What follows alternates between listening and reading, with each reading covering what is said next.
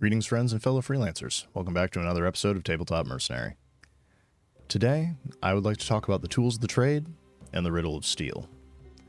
For folks who have never seen the original Conan the Barbarian film, the riddle of steel is explained to us by the antagonist Thulsa Doom, and it is essentially that steel is not strong. After all, what is a sword compared to the hand that wields it? And that is something that I think is important to remember as a metaphor for today's topic, because a lot of the time we end up putting the onus on our projects, on our tools, rather than on ourselves. When we are the wellspring from which it flows, we are the source of creativity, we are the ones that need to bring our skill to the table. And sure, sometimes having better tools can help, bring out the best in you. It can give you the best opportunity you have to create something. But if your skill is not where it needs to be, better tools are not going to make you a master. The only thing that will make you better is practice and trying and trying and trying again. As an example, anyone who's ever been to a gun range has probably seen this in action. You'll have someone there who's put in the hours, who really knows their stuff, who has all of the skills and all of the mountain of targets they've shot before, and they can always hit exactly what they want. Whereas someone who doesn't have the hours, doesn't have the practice, but spent thousands of dollars on gear and accessories, sure, they might get close, but they're not going to be able to, pip the ace every time, because they haven't developed the skill, and the tools can only do so much. If you've ever been, to a photo shoot, you may have come into contact with a guy with a camera, or a GWC, as I was told they're occasionally called by Alice Liddell. And it is someone who spends thousands of dollars on camera equipment, but has no idea how to actually use it. Whether they're constantly cycling between cameras or constantly changing lenses, the pictures they produce are just not great. Whereas you'll have a guy show up with one Nikon and one lens, and he'll produce magic because he's been doing this for years and he knows exactly what a situation calls for and how best to use what he has. And if we want to take infamous examples, horror movies make the best out of lack of resources and lack of tools all the time, and often they will invent new ways to accomplish stuff just because that's a necessity. They can't just throw money at the problem because they don't have a budget to do that with. And the last is probably closest to what a lot of us, writing novels or making RPGs have to deal with, because we also don't really have much of a budget, and so we can't just throw more money at it, and we can't just get this tool, pay for this, custom art, hire on somebody else to do it, because we don't have a wallet that allows us to do that.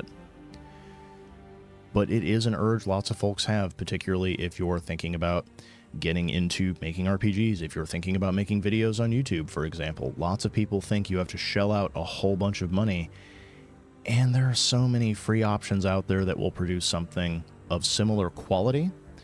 You just need to learn how to use them, and more importantly, once you've developed a skill with harsher tools, better tools will in fact allow you to do things easier, faster, and it will make it look better. But if you hadn't taken the time to develop that skill set, it wouldn't have helped that much. As a prime example of this, anyone who is a long-term fan of the channel likely remembers some of the earlier videos that I had, and a lot of them were rough, I'm not going to lie. I have gone back and watched them on occasion, and oh boy, I did my best with what I had, but I didn't have a lot, and I wasn't sure what I was doing.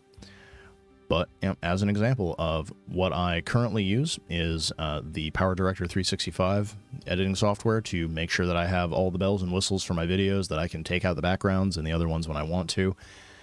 But when I started, I was doing things with Shotcut and various other free programs trying to figure out which one I liked best, and I had to go in and do a lot of stuff manually with them. I had to watch a lot of tutorials, I had to figure out a lot of the lingo, and because of that, spending a year, 2 years, however long it was I did, I learned a lot about video editing. And when I finally decided, okay, we've been doing this long enough, it's going to, not be something I stop doing, and it is starting to be a thing that is part of my professional resume, I should get, a good software suite for it.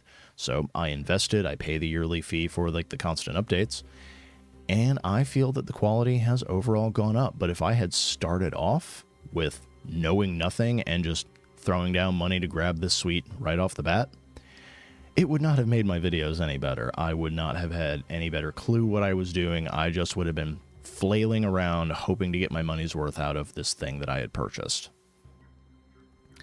And a lot of us will end up doing that same thing, whether you're hoping to get into making art professionally, whether you're looking to, write professionally. I have seen people drop so much money on whether it's programs for writing scripts, whether it's programs like the entire Office suite for Microsoft, and they complain about how expensive these programs are when you don't need them. You really don't. As an example, I've got over 200 supplements on the market right now that I've written for RPGs. I write them in LibreOffice because it's free. All I need is a word processor. And if you are one of those people who thinks that you need to have a full Office suite to write an RPG, you don't. All you need is a word processor, especially if you're not self-publishing, if you're submitting it to somebody else for them to do that work. You don't need to spend like hundreds of dollars, possibly every year for some of these things. The prices are ridiculous. And I am not going to be a person sitting here like telling other fellow professionals that like, oh, there's cheaper options than what you need out there. If you are already a professional in the field and you are already, making videos of a high quality, you're already selling books, you're already moving RPGs, you know what you're doing. You have figured out a process that works for you. This one is for all the folks out there who are starting out and they're looking at all of the quote-unquote tools that they're going to need. Pump the brakes, take a moment and ask yourself, do I really need this, or is this something that I can invest in later once I have reached that skill level, once I'm actually making money doing this? Then I can pay for this thing that I need. And this applies to, I would say, almost every branch of professional artwork at this point.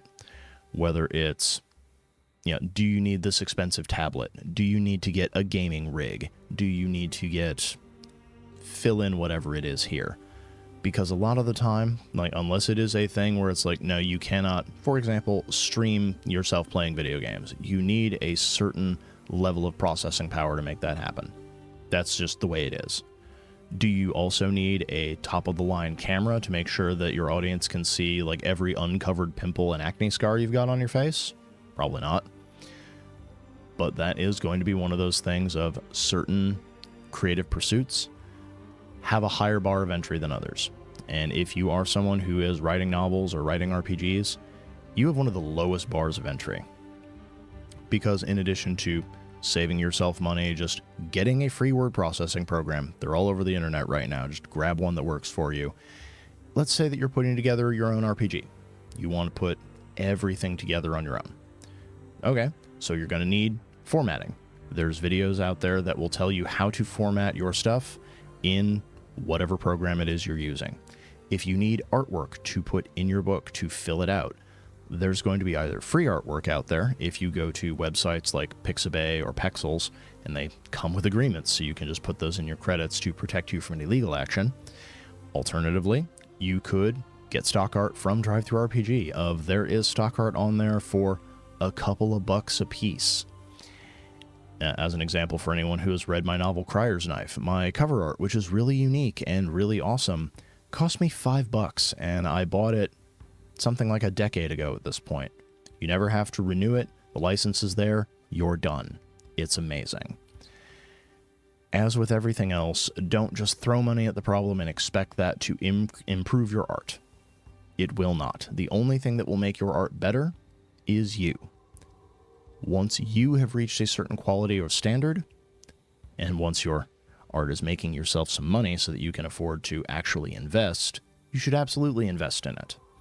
As an example, well, another example, I should say, if you're going to conventions and you're thinking about trying to sell stuff there, whether you've got novels, whether you've got an RPG, you'll likely look around and you'll see folks with like booth setups.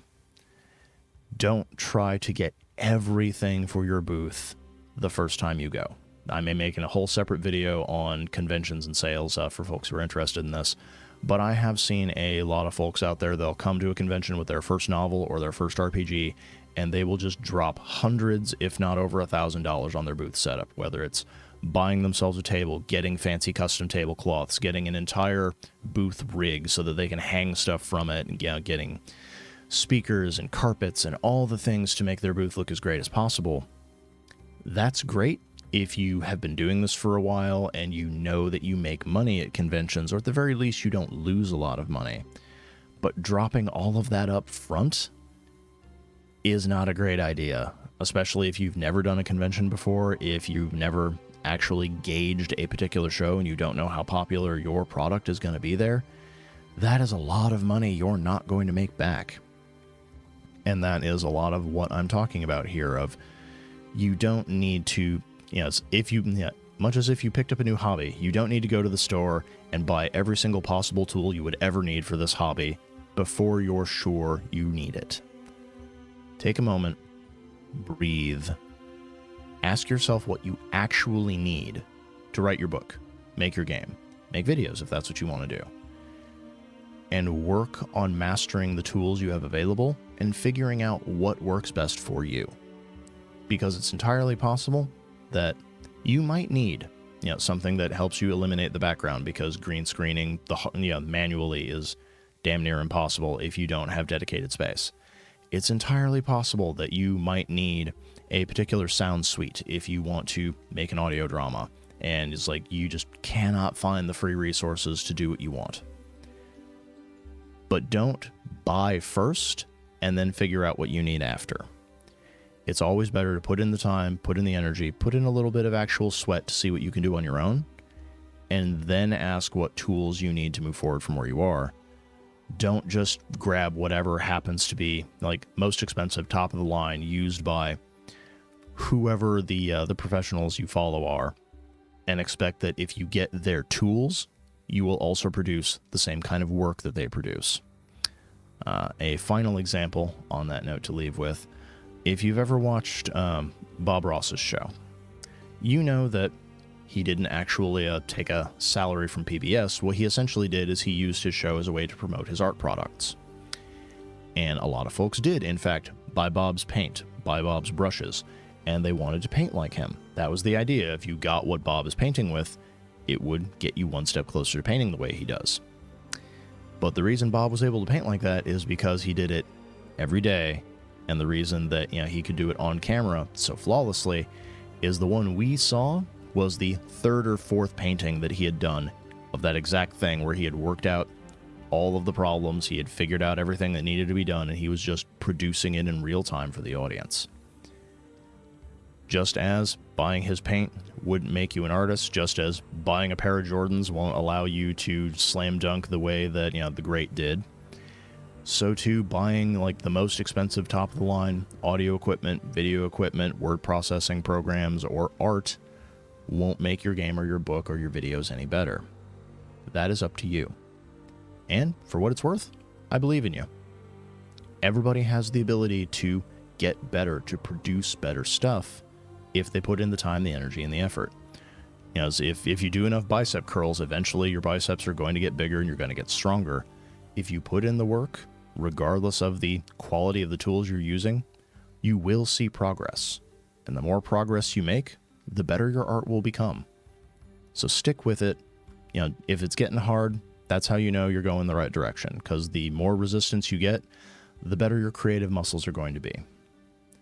But with that said, I think I've rambled on this topic often enough, and if you have anything else you want me to cover, let me know down in the comments below. If you have any questions, curiosities, or if you're looking for recommendations for a free or cheap solution to a problem you're facing as a creator, let's leave those down below too, because, well, everyone needs resources, and it's a great idea to help each other out when and where we can.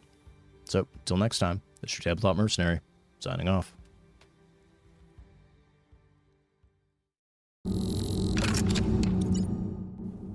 First and foremost, thank you for staying to the end of this episode of Tabletop Mercenary. If there's a question you have about being an RPG creator, please don't hesitate to put it in the comments below so I can address it in a future episode. If you want to help me keep the lights on and keep this show going, then please consider subscribing to the channel, liking the video, and giving it a share on your own social media pages to help boost the signal.